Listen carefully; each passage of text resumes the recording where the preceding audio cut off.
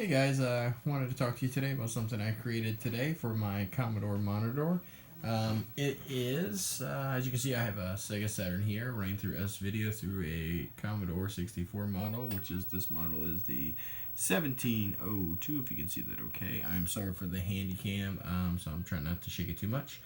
But I created a pass-through for my Commodore Monitor. As you can see, we have the Sega Saturn plugged in here, and that is going from Svideo and splitting out to the Luma and Chroma cables, and then going back into the Commodore Monitor. And this is awesome. I thought for sure someone would sell a cable that did this for me automatically, and they do not. I have searched high and low.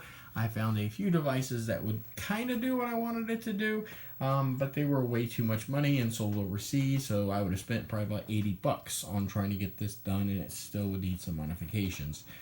So I came up with this myself instead, and it's awesome.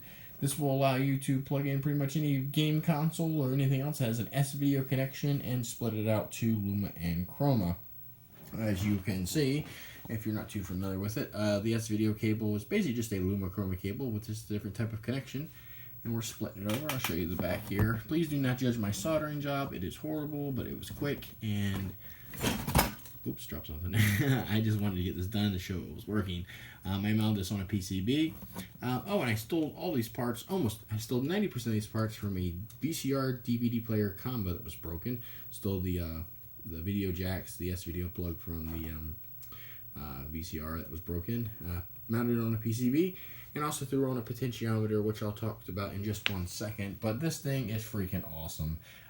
Of course, here on the camera, you'll see the bars going through it. I'm sorry, but they're not really there. You're just seeing them in this video. But as you can see, the colors look absolutely stunning. They're nice and crisp. We're getting the S-Video quality. Oh, that giant bar just popped up. Anyways. But yeah, that's all possible because of this thing. Like I said, I couldn't find the cable that I needed. Maybe 20 years ago this cable was a thing, but now it's not. And I found similar things on eBay, but I'm not about to spend money when I can just whip this up for about $5 in parts.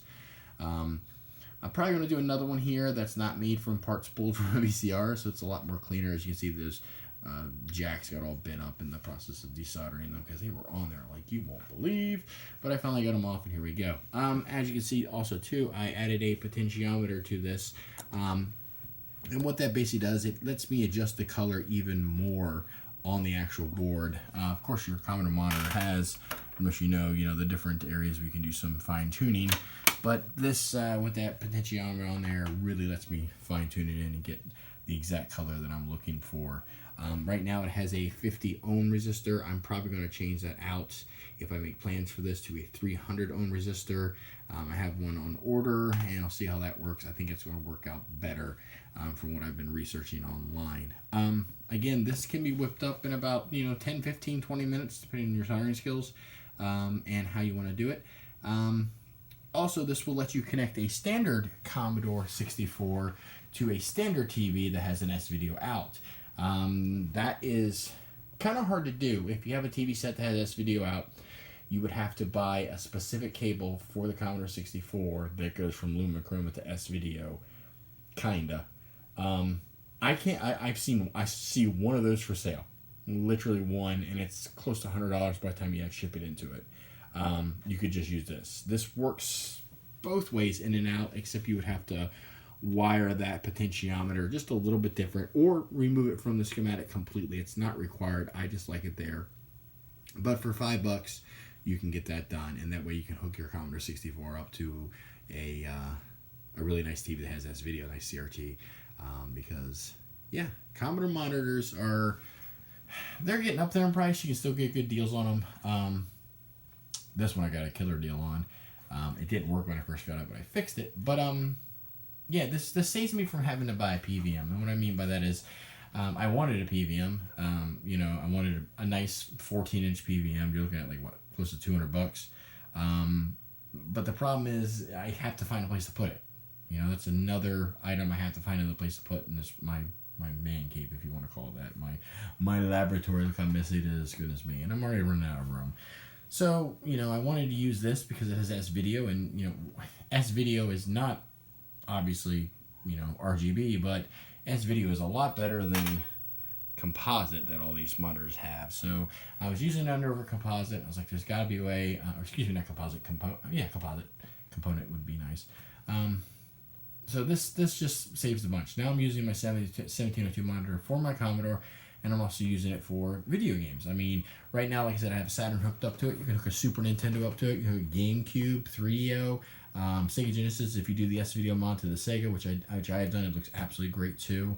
And like I said, you really get some fine-tuned controls with the built-in monitor controls plus that potentiometer. And I might add one to the Luma side too. That way I can adjust the brightness, because sometimes the brightness on this particular monitor can be a little bit finicky. Whereas with I wired it to the Luma the brightness side, and I prefer, if I'm just using one, to put it on the Chroma side. But I think I will when I order the 300 ohm ones, I'll probably put them on both sides, and that's just gonna be a really easy change to the plans. But if anyone else is wanting to use their monitor, their Commodore monitor, and like I said, there's all different types. You can have a 17, I think it was a 1704, 1701, and then so on and so forth. I have 2 other different monitors right now that are also not working, that I'm trying to get working.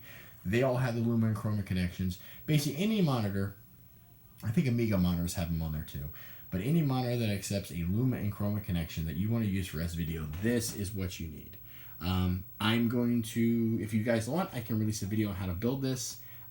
Put schematics out for you guys. It's not difficult wiring. It's really not. It's just some solder points. You're basically going ground to ground, Luma to Luma, Chroma to Chroma.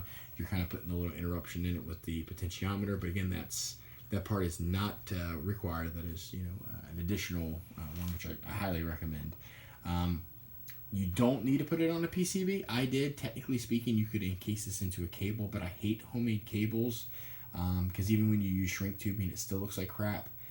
So I thought mounting it to a cheap PCB would be best, and I do recommend that. When I do I don't know if I mentioned this, but this was all pulled out of a VCR DVD player combo. That's why those jacks look so horrid. I pulled that out of a VCR, pulled the S-Video out of a DVD player. Both those were broken. I didn't cannibalize working product, no. They were both broken, so I used the parts. Of course, you can go online and pick up RCA jacks so cheap, and S-Video jacks so cheap, but I had it laying around. The only thing I had to order was that potentiometer. I only ordered 2, and I'm glad I did, because I think I'm going to go with like a different ohm resistor. But if you guys are looking for this, if you want me to, I can make a video on how to make them. I'm thinking about having a professionally designed PCB printed up. They're dirt cheap. I did not realize how cheap it is to design a PCB, so you don't have to run all this cable. This would just be traces built into the board. I can get that done like cheap. Of course, the more you order, the more cheap. So if anybody's looking to have one of those done, like they're like, hey, I want to build one of these, but I'd like it on a PCB that's printed, let me know. If I get enough people, I might put an order out and sell it to you. I'm not really looking to make money. To sell to at cost plus shipping, whatever the case may be. Depends on how big the people. I mean, we're talking about 30-year-old computers. I know there's people out there that love them, but I'm not expecting millions of people to contact me and be like, oh my god, I gotta have that. No, okay, but it's just cool. And like I said, I can show you how to do this with very little cost, or if you want to put a little bit of money into it, sure. I mean, when I say money, I mean like less than $10. So dirt cheap stuff. But yeah, this thing is freaking awesome. I know it's hard to see in this camera because it's going to throw those lines and bars and everything in there. But the colors in this just look amazing. It's nice and sharp with that S-Video. I think this is something anyone who has a Commodore monitor and wants to use it really needs. And again, you can even use it to hook your Commodore 64 up to a standard TV.